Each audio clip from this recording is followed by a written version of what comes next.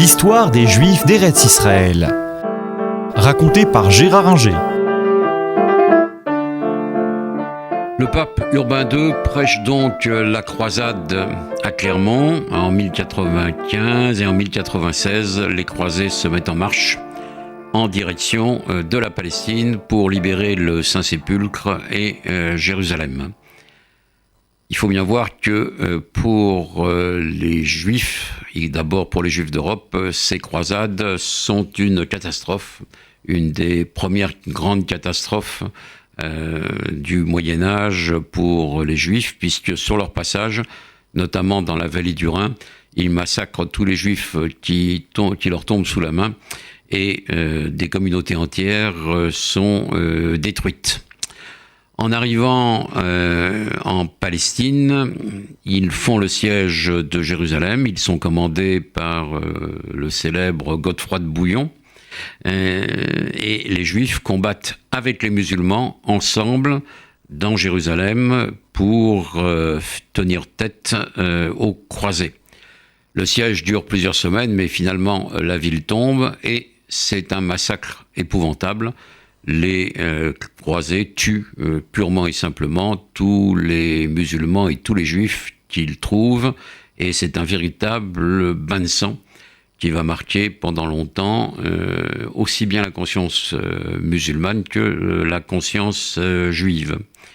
En 1099, donc, la ville est prise par les croisés et quelques années plus tard, au moment de la mort de Godefroy de Bouillon, c'est son fils Baudouin qui va prendre le titre de roi de Jérusalem. La ville devient une ville franque, une ville latine, puisque le clergé latin va dominer, y compris le clergé grec, en raison du schisme de 1054. Latin et grec ne se supportent plus, ils se sont séparés sur des questions tout à fait de théologie, tout à fait secondaires, mais les latins, donc, là, marquent de leur empreinte la ville et relèguent à un niveau très subalterne le clergé grec. Les juifs sont interdits de cité, et ils restent donc dans leur village et leur ville de Galilée, mais leur nombre est faible et ils ne peuvent jouer aucun rôle sous la domination franque. Encore heureux pour eux qu'ils ne soient pas tous massacrés. Les choses vont changer, notamment en 1187, lorsqu'un Kurde nommé Saladin en français, va battre les croisés aux cornes de Hattin, et près de la Palestine, et réussir quelques semaines après à prendre Jérusalem.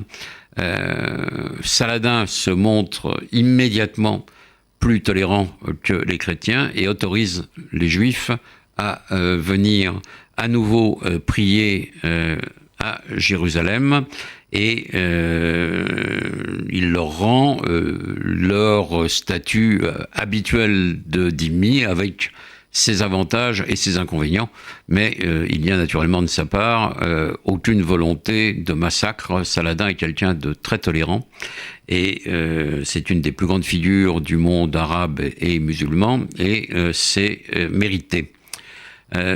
Saladin va fonder une dynastie, la dynastie des Ayyoubides, qui va durer jusqu'en 1260.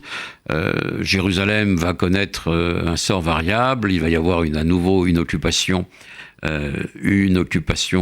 chrétienne de la ville, mais elle ne va pas durer longtemps, et les Juifs vont connaître sous cette nouvelle domination musulmane, une époque plutôt prospère, et les écrits que l'on a le montrent bien, alors que dans la période où les chrétiens dominaient Jérusalem, la situation était beaucoup plus dure, même si certains juifs, notamment d'Espagne, venaient en Eretz, notamment Yehuda Halevi, l'auteur des Sionides ou du livre des Khazars, Al-Khuzari, qui venait espérer entrer en ville pour prier.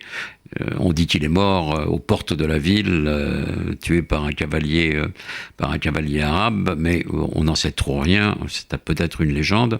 Mais les regards juifs, même à la sombre époque de la domination chrétienne, sont toujours tournés vers Jérusalem.